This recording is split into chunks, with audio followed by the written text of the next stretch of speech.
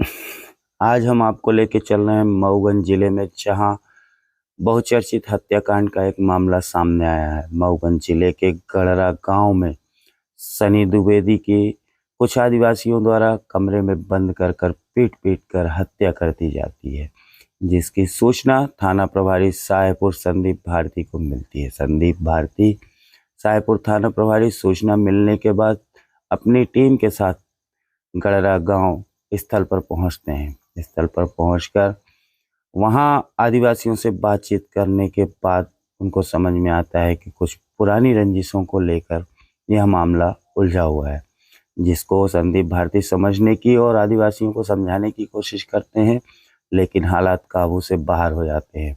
उसके बाद संदीप भारती द्वारा अपने सीनियर अधिकारी एसडीओपी मऊगंज अंकिता सोल्या को फोन द्वारा सूचित किया जाता है, जिसके बाद अंकिता सोल्या वहां पहुंचती हैं। पहुंचने के बाद वहां उनकी बातें सुनी जाती हैं। आदिवासियों द्वारा बताया गया है कि हमारे साथी अशोक कोल को सनी द्वारा मारा गया था, जिसमें उसकी कुछ रिकॉर्डिंग भी अंकिता सोल्या को सुनाई जाती है। उसके बाद बात कहाँ बिगड़ती है, यह किसी को अभी तक खुलासा नहीं किया गया है। यहाँ बातचीत कहाँ बिगड़ती है, यह अभी तक किसी को पता नहीं चला है। फिर आदिवासियों द्वारा पथराव किया जाता है, जिसमें तहसीलदार और कई पुलिसकर्मी बुरी तरह से घायल हो जाते हैं, जिसमें एक पुलिसकर्मी इसी पथराव के दौरान ज़्यादा चोट लगने के कारण उनकी मृत्यु हो जाती है। घटना को लेकर सनी के पिता ने क्या कहा, आइए सुनते हैं सीधे सनी के पिता से। क्या है पूरा मामला, जानेंगे। क्या घटना हुई? घटना के लिए हमने फ़ोन लगाया बच्चों को, तो मोबाइल स्विच ऑफ था। 12 बजे के लगभग आ जाता था, 1:30 बजे नहीं आया। एक वहीं सड़क पर मेडिकल स्टोर खोले हैं, बेटू, हम लोग गांव के नाम से जानते हैं उसको। तो फिर 10 मिनट बाद हमको फ़ोन लगा के बताया कि सन्नी को वो क्या नाम से, नहीं सन्नी को वो कुर्बान फ़ोन लगा के बोला कि उनको अशोक कोल के घर में बंद किए हुए हैं। तो फिर हम जैसे जाने तो हम लोग अपनी मिसेज के लिए, लड़के बड़े के लिए, बिटिया को लिए बंदूक भी लिए। तो हमको पहुंचते कुछ बात भी नहीं हुई, पीटना शुरू कर दिए। दोनों मोटरसाइकिल वहीं गिरी पड़ी हुई हैं। और क्या नाम से, फिर मैं भगा वहाँ से, गाड़ी घोड़ा बंदूक छुड़ा लिए। उधर से मैं भगा तो एक हरिजन के घर में घुस गया और अंदर से लॉक कर लिया, बंद कर लिया। वहाँ भी आए हमको मारने, लेकिन वो लोग हरिजन लोग विरोध किए, तो फिर लौट गए वहाँ से। फिर पुलिस पहुँच गई, पुलिस वालों को भी मारे हैं, तहसीलदार को मारे हैं। अभी आपने सुना और देखा कि वहाँ के हालातों के बारे में सनी के पिताजी द्वारा क्या बताया गया। अब आइए सीधे जुड़ते हैं सनी के भाई से। क्या है वहाँ की सच्चाई। रोहन द्विवेदी मृतक आपके कौन है? मेरे छोटे भाई हैं। क्या घटना हुई? घटना सर, मैं 1:30 बजे सोसाइटी में नौकरी करता हूँ, तो 1:30 बजे मैं वहाँ से लौटा। तो पापा बोले कि फ़ोन नहीं लग रहा है सन्नी का, तो स्विच ऑफ है, तो लगा के देखो। मैं लगाया तो स्विच ऑफ था।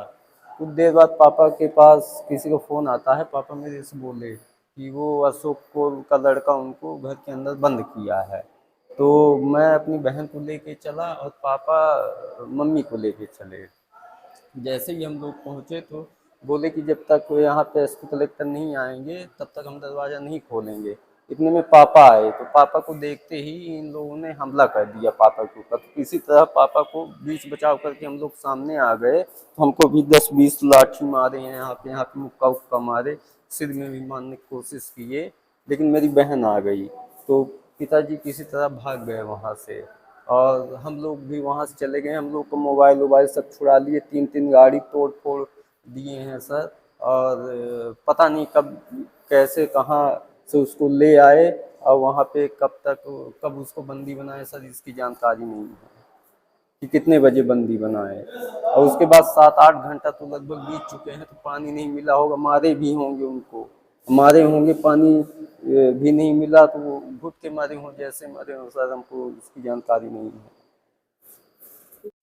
इतना बड़ा हादसा होने के बाद साकेत प्रकाश पांडे आईजी रीवा जोन पहुंचते हैं सीधे गड़रा गांव में। उसके बाद हालात को काबू में देख उनके द्वारा परिवार को समझाइश देते हुए क्या कहते हैं, आइए उनको भी सुना जाता है। 1500 है और उसमें 500-700 साकेत समाज के, 200-250 कुल समाज के और 300-350 ब्राह्मण समाज के लोग हैं। और स्थिति जो रही कि उनको गलतफहमी थी कि हमारे पिताजी का हत्या हुई, उसमें अपराध हुआ, जबकि एडिशनल एसपी ने जांच किया था, जांच में ऐसा कोई तथ्य नहीं पाया था, किंतु मन का संदेह था। और आज पता चला है मृतक इधर आया था तो उसको अपने घर में कब्जे में ले लिए। फिर संभवतः इनके परिवार के लोग भी आए थे बातचीत करने, जैसा पता चला है, लेकिन स्थिति नहीं बनी। और अंततोगत तो आपने देखा कि वो द्विवेदी जी का लड़का, उसका निधन हुआ। फिर पुलिस आई, फिर काफ़ी भीड़ थी, इन लोगों ने पथराव किया, काफ़ी हंगामा किया, उसके बाद भारी बल आया और उसी पथराव में आपने देखा हमारे एक एएसआई का भी निधन हो गया और तहसीलदार साहब को भी काफ़ी चोट आई है और 3-4 और कर्मचारी हैं, लेकिन उनकी स्थिति ठीक है। तहसीलदार साहब को थोड़ी सी चोट ज़्यादा है तो वो जीएमएच में है, इलाज चल रहा है। मैं संक्षेप में यही कहूँगा कि बहुत दुखद घटना है और द्विवेदी परिवार में भी एक बच्चे की क्षति हुई, हमारे विभाग में भी एक अधिकारी की क्षति हुई। और मैं सबसे ये अपील करूँगा कि जो होना था वो तो हो गया, अब आगे शांति बनाए रखें और वैधानिक तरीके से जो भी कार्रवाई होगी हम करेंगे, उसमें कहीं कोई कमी नहीं रखी जाएगी। बस मृतक परिवार के प्रति हमारी संवेदना है और सभी से कहूँगा कि शांति बनाए रखें। तहसीलदार, एसडीओपी और एसआई सहित अन्य थाना प्रभारी और अन्य पुलिसकर्मियों को बंधक बनाया गया, उनके साथ भी मारपीट की गई, उन पर क्या कार्रवाई होगी? आपने देखा वो अभी मैं सबसे बात ही कर रहा हूँ और जैसा भी होगा वैधानिक हम कार्रवाई करेंगे ही। और मौके पे आपने देखा कलेक्टर साहब, एसपी साहब दोनों यहीं पे हैं और भारी बल यहाँ पे है, लगातार फिक्स पिकेट और पेट्रोलिंग की जा रही है। और ये उत्तेजना बस जो घटना हुई है उसको उत्तेजना जैसी ही मानी जाए, कोई भी ऐसी स्थिति न निर्मित हो गांव में कि शांति व्यवस्था खराब हो, क्योंकि अंततोगत सबको एक ही साथ रहना है, एक ही परिवार जैसे गांव में रहना है, तो शांति व्यवस्था बनाए रखें। मैं यही अपील करूंगा, जो भी वैधानिक कार्रवाई होगी हम उसको करेंगे, उसमें कोई भी कमी नहीं रखेंगे। और कुछ संदेही आरोपी भी गिरफ्तार हुए हैं, उनको भी पूछताछ करनी है, देखते हैं क्या स्थिति। कितने लोग राउंड अप हुए हैं? लगभग 5 से 6 लोग हुए हैं, 5 से 6 लोग। और भी लोग आरोपी बनाए जा सकते हैं? निश्चित तौर पे घटना बड़ी है, देखना पड़ेगा और बाकी पुलिस वालों से भी हम बात करेंगे, बाकी गांव के लोगों से भी बात होगी। अगर आरोपियों की संख्या बढ़ेगी, जैसी स्थिति होगी बढ़ाएंगे। अभी आपने सुना साकेत प्रकाश पांडे आईजी रीवा संभाग द्वारा क्या कहा जाता है। उसके बाद पहुंचते हैं रीवा संभाग के कमिश्नर बीएस जामोद। उनसे परिवार से बातचीत, सनी के परिवार से बातचीत की जाती है। बातचीत करते हुए काफ़ी समझाइश देने के बाद क्या कहा गया बीएस जामोद कमिश्नर रीवा द्वारा, आइए जुड़ते हैं सीधे कमिश्नर रीवा से। कि कितनी बड़ी कार्रवाई होगी इसको देखिएगा। तो मेरा तो आप लोग से अनुरोध है, समाज के लोग हैं, समाज पर संकट है, प्रशासन पर संकट, इसलिए हम यहाँ मौजूद। अब बिल्कुल निश्चिंत रहिए, हम वापस तो नहीं ला पाएंगे, लेकिन क्या कार्रवाई करेंगे, नजीर बनेगी, आप देखना। सर यही उम्मीद है सर। दर इसलिए था कि आपकी डिपार्टमेंट की एक महिला अधिकारी 5 घंटे बंधक थी उनके पास, उनको हमारे छुड़ाने में इतना टाइम लगा तो करने सर का अभी टाइम नहीं है। सर, हम लोग बैठेंगे अभी जाने वाले की सम्मान के साथ विदाई की सर वो तो कर ही रहे हैं, सम्मान के साथ विदाई किया जाए। करिए, चलिए उठाइए, है कि नहीं? स्नान कराइए, नहीं करवाइए। हम लोग यही बैठे हैं, यही। अभी आपने देखा आईजी और कमिश्नर के द्वारा किस तरीके से बात को समझाते हुए आगे की प्रक्रिया पूरी करने के लिए परिवार से निवेदन किया गया है। उसके बाद वहां पहुंचते हैं विधायक मऊगंज प्रदीप पटेल एवं प्रभारी मंत्री जी। उनके द्वारा क्या कहा जाता है, आइए जुड़ते हैं सीधे। जो पुरानी बात है वो भी सब भी सामने आई है, देखते हैं उसमें क्या निकल के आता है। अभी मैं आया हूँ, सबको जायजा लेके बैठे। क्या लगता है सर पुलिस बल की कमी थी सर? सारी विषयों पर बात करेंगे। मऊगंज जिले में लगातार पुलिस के ऊपर हमला हो रहा है सर, 2 बार, दूसरी बार घटना हुई।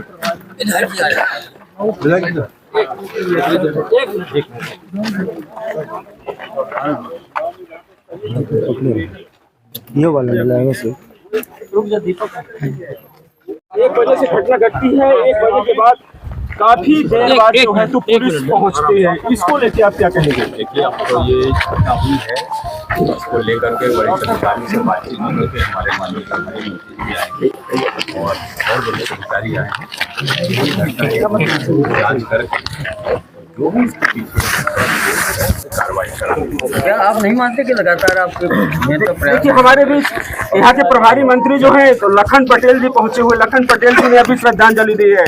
लखन जी, मेरा आपसे एक सवाल, इस पूरे घटनाक्रम को आप किसको जिम्मेदार मानते हैं, किसको दोषी मानते हैं? जो भी जिम्मेवार हो, जिसकी पूरी जांच कराई जाए, परीक्षण का जो भी जिम्मेवार हो उसके खिलाफ सख्त कार्रवाई। क्या आप ये नहीं मानते कि 1 बजे से घटना, 1 बजे से उसको अगवा किया गया? सारी बातों को गंभीरता से लिया गया है। आप डीजी भी यहाँ पहुंचे, पुलिस प्रशासन के सारे अधिकारी पहुंचे, मैं भी आया हूँ, मुख्यमंत्री जी भी उस पर नजर बनाए हुए हैं और जो व्यवस्था है उस व्यवस्था को ठीक है। दोषियों पे कार्रवाई होगी या नहीं? बिल्कुल, क्यों नहीं होगी, बिल्कुल होगी कार्रवाई, सख्त कार्रवाई होगी।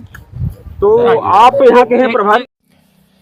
इतनी बड़ी घटना हो जाने के बाद मुख्यमंत्री मोहन यादव द्वारा आदेश देने के बाद डायरेक्ट भोपाल से डीजीपी कैलाश मकवाना जी गड़रा गांव पहुंचते हैं और परिजन से मुलाकात करने के बाद क्या समझाइश दी जाती है, क्या कहा जाता है, आइए जुड़ते हैं डीजीपी मकवाना जी से। एक घटना को लेकर के ये नहीं कहा जा सकता है, क्योंकि 2 दिन पहले ही जब होली का त्यौहार मनाया गया है तो पूरे प्रदेश में शांतिपूर्ण मना है। ये एक दुर्भाग्यजनक घटना अलग हुई है, जो आपको पूरी जानकारी है कि कल कैसे घटनाक्रम बढ़ा और फिर कानून व्यवस्था की विकट स्थिति निर्मित हुई। अनफॉर्चुनेटली केएसआई को भी घायलों से मैंने मुलाकात की है अभी रीवा में, अभी मौका मुलाकात करेंगे। घटना स्थल का हमने निरीक्षण किया है, जो मृतक बालक है उनके परिवारजनों से बात की है। कुछ अपराधी हम गिरफ्तार कर चुके हैं, बाकी जो और कुछ फरार हैं उनकी भी गिरफ्तारी के प्रयास जारी है। सर, इसमें एक पुलिसकर्मी की मौत हुई है, कार्रवाई का दायरा क्या होगा? इसमें एक पुलिसकर्मी की भी मौत हुई है, कार्रवाई का दायरा क्या होगा? कार्रवाई का दायरा जो कानून में है उसके मुताबिक ही होगा। कोई भी अगर मर्डर होता है तो मर्डर के आरोपी के साथ में जो होता है वही विवेचना होकर के उनका अंत तक पहुंचाएगा। जिले में लगा सर, अभी तक कितने आरोपी? परिवार वालों से बात हुई है।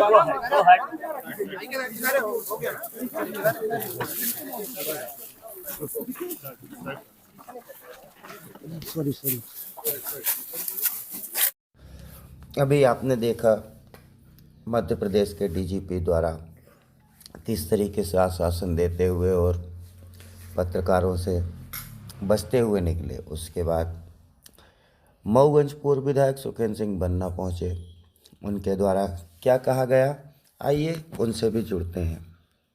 आज गड़रा गांव में एक घटना घटी है, क्या है पूरा, आप भी आए हैं? आप देखिए क्या है कि बहुत ही दुर्भाग्यपूर्ण घटना जी, और ऐसी घटनाएं बिल्कुल नहीं घटनी चाहिए और अभी कुछ कहना जल्दबाजी है इस केस में जी। इसके बावजूद हमारा ये कहना शासन और प्रशासन जी कहीं न कहीं कमियां रहती हैं, तभी ऐसी घटनाएं घटती हैं जी। पूरी तरह से रक्षा व्यवस्था कोई हमें कहने की ज़्यादा ज़रूरत नहीं है जी। बाकी की बात आगे होगी, उसको देखा जाएगा जी। और वैसे भी मऊगंज में जहाँ तक सवाल है तो पूरी तरह से जंगल राज है। ये मैं नहीं कह रहा हूँ, जन जन की आवाज़ है। ये बात जरूर है कि इतनी बड़ी घटना घटी है, अगर हम जैसे लोग अगर ऐसी घटनाओं में नहीं खड़े होंगे तो जनमानस पर भी गलत असर जाएगा। उसके तारतम्य में जानकारी अगर लगी तो हम उसी सिलसिले में आए और जानकारी लिए कि क्या वास्तविक घटना है, क्या है। ये बात जरूर है कि जो भी डेथ हुई है वो भी दुर्भाग्यपूर्ण है। जो भी हुआ तो बिल्कुल निंदनीय है और हम सब बहुत ही आहत हैं इस घटना को लेकर के। आने वाले समय में इस पर चर्चा होगी। भी आपने सुना पूर्व विधायक सुखेंद्र सिंह बन्ना द्वारा क्या कहा गया। अब वहीं उसके बाद मऊगंज जिला के कांग्रेस अध्यक्ष पद्मेश गौतम जी पहुंचे, उनके द्वारा क्या बोला गया इस घटना को लेकर, आइए सीधे जुड़ते हैं पद्मेश गौतम। कल गाड़ा में एक घटना घट गई है, क्या है पूरा मामला? आज आप आए थे पीड़ित परिवार से मिलने, क्या है? देखिए, पूरे प्रदेश में कानून व्यवस्था की क्या स्थिति है और ख़ास तौर पर मऊगंज में कानून व्यवस्था की जिस प्रकार की भयावह स्थिति है, वो यह घटना उसका एक जीता जागता उदाहरण है। विगत पिछले 1-1.5 वर्षों से जब से मऊगंज जिले का निर्माण हुआ है और उसके बाद लगातार यहाँ की जिस प्रकार की परिस्थितियां बनती जा रही हैं, अधिकारी केवल सत्ता पक्ष के नेताओं की चाटुकारिता में व्यस्त है। प्रशासन अपने मन से काम नहीं कर पा रहा है, प्रशासन केवल राजनीतिक दबाव में काम कर रहा है और उसी की यह परिणति है। मैं तो केवल ऐसा मानता हूँ। सर एक सवाल मैं करूंगा आपसे, कहते हैं कानून के हाथ लंबे होते हैं, कानून के हाथ लंबे हैं लेकिन उसको बांध दिया गया है जिसकी वजह से यह खामियाजा प्रशासन को भुगतना पड़ रहा है, क्या सही? नहीं, बिल्कुल आपका यह कहना बिल्कुल सत्य है कि प्रशासनिक अधिकारियों के हाथ पूरी तरह से बंधे हुए हैं। सत्ता पक्ष के नेताओं के दबाव पर प्रशासन इतना भारी दबाव में है कि वह स्वयं कोई निर्णय कर पाने की स्थिति में नहीं है। इसीलिए एक अराजकता का वातावरण पूरे जिले में बनता जा रहा है और यह खुद पुलिस प्रशासन के ऊपर इस तरह के 3-4 हमले पूर्व में भी हो चुके हैं। आप सबके समक्ष है और मीडिया के सामने है। मऊगंज की बहुत ही अत्यंत भयावह स्थिति है। मैं तो मुख्यमंत्री जी से निवेदन करता हूं कि अगर वो तत्काल इन सारी बातों पर ध्यान दें और मऊगंज जिले की ओर तो खास तौर पर ध्यान दें। अगर इस तरह की घटनाएं लगातार होती रहीं तो भगवान जाने कि आगामी समय में जनता का क्या होने वाला है। राजनीतिक दृष्टिकोण से देखा जाए, जैसे मोहन यादव जी ये कहते हैं कि भ्रष्टाचार हो कि हत्या हो, इसको मुक्त कर दिया जाएगा, मध्य प्रदेश मुक्त होगा, अपराध जितने होंगे तो उनकी नस तोड़ दी जाएगी। लेकिन सच्चाई है कि अपराध बढ़ते ही जा रहे हैं। मेरा यह मानना है कि मुख्यमंत्री जी अगर ऐसा कह रहे हैं तो कथनी और करनी में अंतर नहीं होना चाहिए। उन्हें सख्त से सख्त निर्णय लेना चाहिए। उन्हें अपने प्रशासनिक अधिकारियों पर भी निगरानी रखनी चाहिए और यह देखना चाहिए कि अगर उनकी शक्ति है तो फिर इस तरह के घटनाएं क्यों हो रही हैं। आज पूरे क्षेत्र में मैं पीड़ित परिवार से मिलने आया। कल से जिस प्रकार का भय का वातावरण यहाँ निर्मित है मऊगंज में, जो इस प्रकार के हालात हैं, वह देखकर तो ऐसा लगता है कि मुख्यमंत्री जी के हाथों से भी प्रशासनिक व्यवस्था पूरी नियंत्रण से बाहर है। यहाँ जातिवाद देखने को मिल रहा है, उस पर आप क्या कहेंगे? यह कोई जातिवाद का मामला नहीं है। यहाँ मऊगंज जिले के अंदर की बात कर रहा हूँ मैं, पर्सनल यहाँ की नहीं। देखिए, मऊगंज जिले में जातिगत व्यवस्थाएं क्या है क्या नहीं, यह कौन कर रहा है, यह भी आप सब भली भांति जानते हैं। मऊगंज प्रशासन जिस प्रकार से घुटना टेक चुका है सत्ताधारी नेताओं के आगे, मैं आप सबके माध्यम से एक बार पुनः मुख्यमंत्री जी से यह बात कहना चाहता हूं। हम सब ने यह सोचा था, यहाँ से रीवा संभाग से उप मुख्यमंत्री जी भी यहीं से आते हैं। मैं आप सबके माध्यम से उनसे भी निवेदन करना चाह रहा हूं कि मऊगंज को कृपया करके बचा लीजिए। अगर इस प्रकार के हालात रहे तो आगे किस प्रकार की भयावह स्थिति निर्मित होने जा रही है, इसकी कल्पना मात्र से ही कपकपी आती है। इतने बड़े हादसे के लिए दोषी किसको ठहराना चाहिए? आज तो यह बात करने का समय नहीं है कि कौन दोषी है कौन नहीं। यह तो प्रशासनिक जांच में बातें निकलकर और भी बहुत सारी सामने आएंगी। अगर कहीं बात रखनी होगी तो हम सब भी बात रखेंगे। यह समय इस बात का है, इस बात का निर्धारण करने का है कि इस प्रकार की घटनाएं की पुनरावृत्ति कैसे रोकी जाए और जो भी लोग इसमें शामिल है प्रशासन पूरे निष्पक्ष रूप से इसकी जांच करे। और मेरा यह मानना है कि जब अगर निष्पक्षता से जांच होगी तो बहुत बड़े गठजोड़ का इसमें खुलासा होगा और आगे भविष्य में इस तरह की घटनाओं को रोका जा सकेगा। यहाँ के लोगों से यह पता चला है समय से पुलिस यदि आ जाती तो शायद इस हादसे को टाला जा सकता। बहुत सारी बातें हैं, आज ये मेरे द्वारा कहना उचित नहीं कहलाएगा। प्रशासन अपनी जांच कर रहा है, पुलिस अपनी कार्रवाई कर रही है, जैसा मुझे सुनने में आया है। मैं तो फिर आप सबके माध्यम से केवल इतना निवेदन करना चाहता हूँ कि लोगों को न्याय मिले, प्रशासन निष्पक्षता पूर्वक अपना काम करे और आगे इस तरह की कोई घटना न हो, इसको सुनिश्चित करे। राजनीतिक दबाव में कार्य न करे। बिल्कुल बिल्कुल जांच होनी चाहिए, निष्पक्ष कार्रवाई होनी बिल्कुल राजनीतिक दबाव से उठकर जब प्रशासन अपने स्तर पे काम करेगा तो निश्चित तौर पर जो भी उचित होगा वही सामने आएगा। धन्यवाद। अभी आपने सुना पद्मेश गौतम द्वारा क्या कहा गया। इसके पहले आप सुन चुके हैं कि पूर्व विधायक सुखन सिंह बन्ना द्वारा क्या कहा गया गडरा की घटना को लेकर। अब आइए जुड़ते हैं आप आदमी पार्टी मंडल अध्यक्ष शैलेंद्र पांडे से। इनका क्या कहना है इस घटना को लेकर। मेरा नाम शैलेंद्र पांडे है। मैं आम आदमी पार्टी से जो तो ब्लॉक अध्यक्ष हनुमाना का ब्लॉक अध्यक्ष हूँ। गडरा के हादसे के विषय में आप क्या कहें? नहीं, गडरा का हादसा जो है तो बहुत निंदनीय है और बहुत शर्मनाक हादसा है और मैं 2 मृतकों एसआई गौतम और दुबे जी को श्रद्धांजलि देता हूं और उनके परिवार के दुख में साथ में खड़ा हूं। और जो ये हमारे देश में राजनीति हो रही है, इस मऊगंज घटना पे जो राजनीति हो रही है अच्छी राजनीति नहीं हो रही है। मऊगंज जो तो इस समय पे मौतगंज बन चुका है और यहाँ हर घर में, हर गांव में, गांव से निकलो हर चौराहे पे कोरेक्स, गांजा, इन तिन की तस्करी और जो तो बिक्री चालू है। और हमारे देश में जितना बड़ा खतरा इस्लाम के लिए नहीं है, उससे ज़्यादा खतरा जो है तो हमारे देश में ST-SC एक्ट के लिए है। अगर ये ST-SC एक्ट इसी तरह से इसमें कोई संशोधन न हुआ या इसको वापस न लिया गया तो जो है तो देश में जो है तो बहुत बड़ा दंगा, बहुत बड़ा फसाद होगा।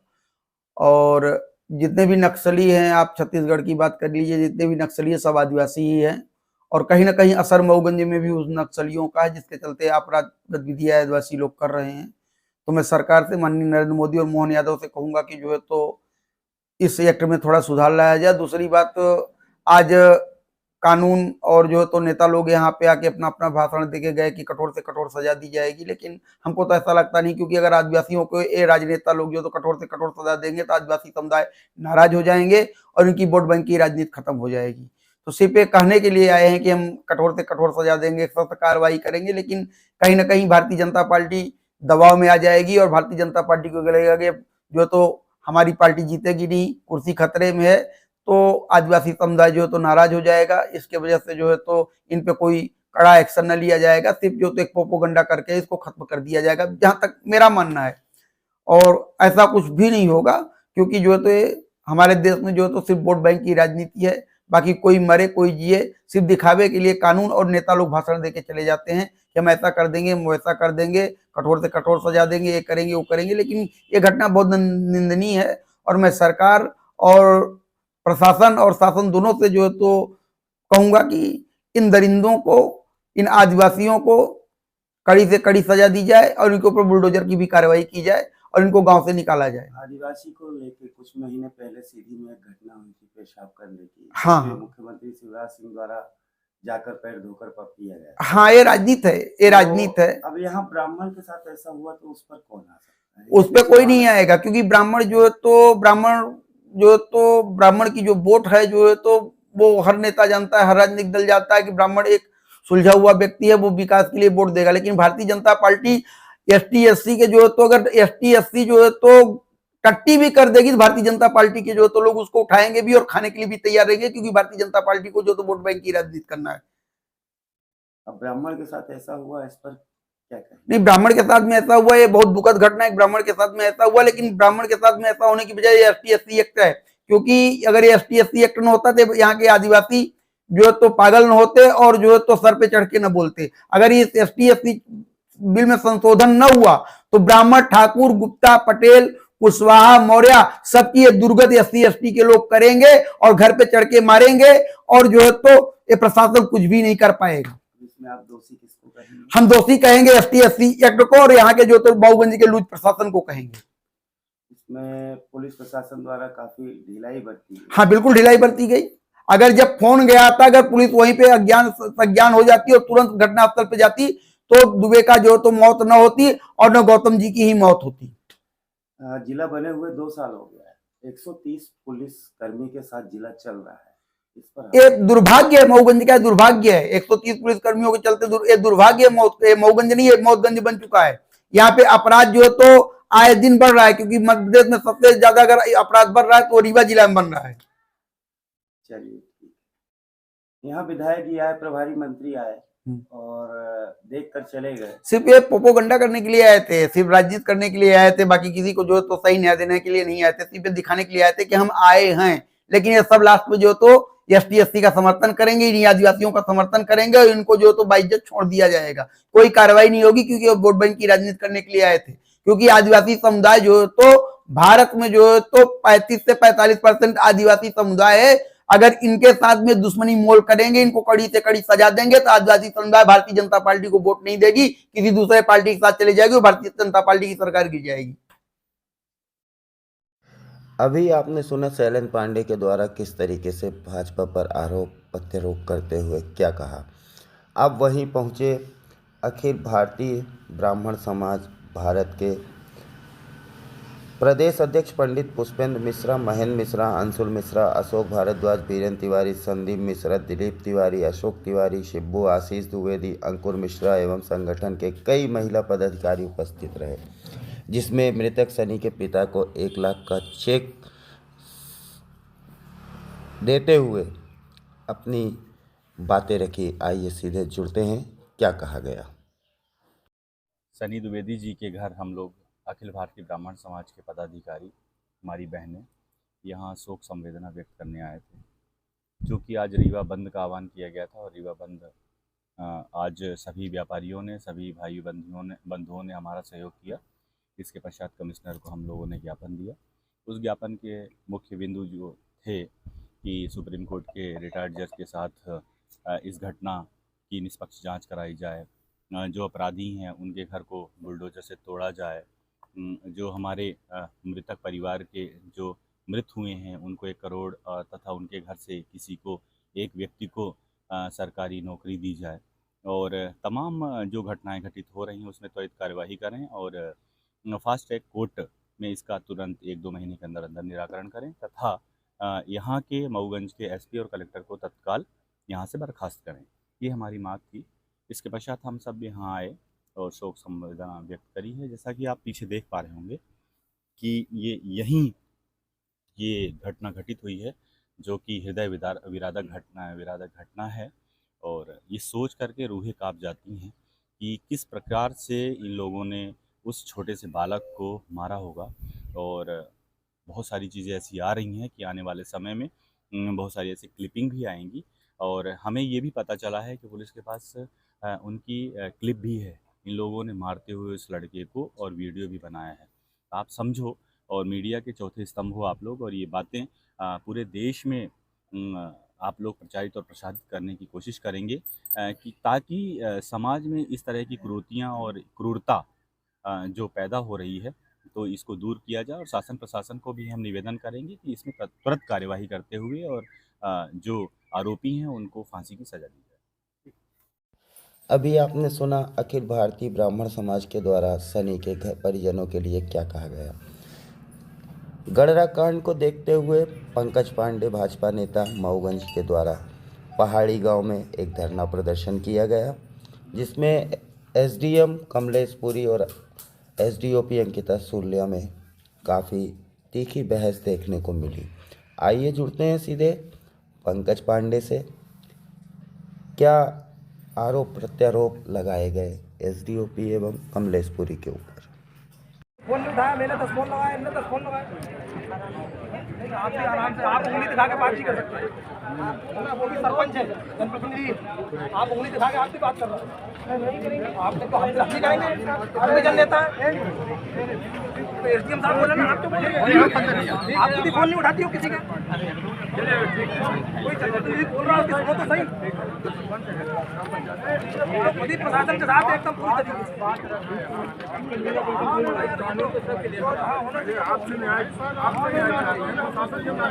नहीं, ऐसा तो करना है, बोले नहीं। उनका थोड़ा काम है, अपना काम करें। कोई अच्छा नहीं लगता कौन कोई नहीं छवि हमको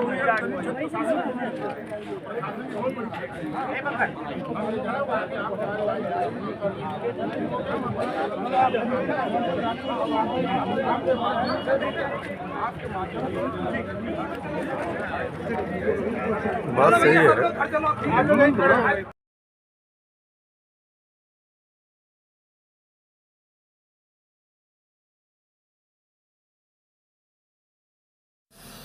शाहपुर थाना क्षेत्र के गड़रा गांव पहुंचे नवगत एसपी कलेक्टर ने घटना स्थल का निरीक्षण किया। 15 मार्च को गड़रा गांव में दोहरी हत्या हुई थी, जिसके बाद वहां धारा 144 लगाई गई थी। गड़रा कांड के बाद सीएम मोहन यादव ने मऊगंज कलेक्टर अजय श्रीवास्तव और पुलिस अधीक्षक रचना ठाकुर को एक दिन पूर्व हटा दिया था। आज 20 मार्च को मऊगंज जिले में नवागत एसपी दिलीप कुमार सोनी एवं कलेक्टर संजय कुमार जैन ने कार्यालय पहुंचकर पदभार ग्रहण किया।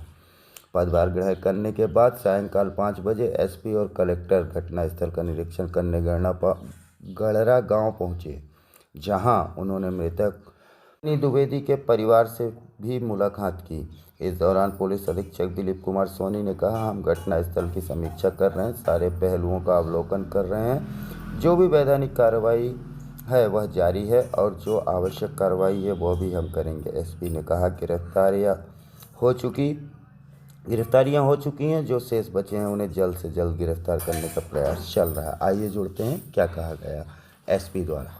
एसपी और कलेक्टर के ट्रांसफर भी हो चुके हैं, आप नए एसपी हैं यहाँ के, सर किस तरीके से इस घटना को देखेंगे? और अब हम घटना की भी पूरा समीक्षा कर रहे हैं, उसके सारे पहलुओं पर हम देख रहे हैं कि जो भी वैधानिक कार्रवाई है वो जारी है ऑलरेडी, और जो भी आवश्यक कार्रवाई होगी हम वो कर रहे हैं। मामले के इन्वेस्टिगेशन अभी चल ही रहे हैं और इसमें कई गिरफ्तारियां भी हो चुकी हैं और जो लोगों को बचा है उनको भी जल्दी गिरफ्तार करें। सर अभी तक टोटल कितनी गिरफ्तारियां हैं? अभी मैं पूरा समीक्षा कर रहा हूँ, जो भी होगा आपको अपडेट करूँगा, लेकिन हर संभव प्रयास किया जा रहा है कि इसमें सारे के सारे आरोपियों को जल्द से जल्द गिरफ्तार किया जाए।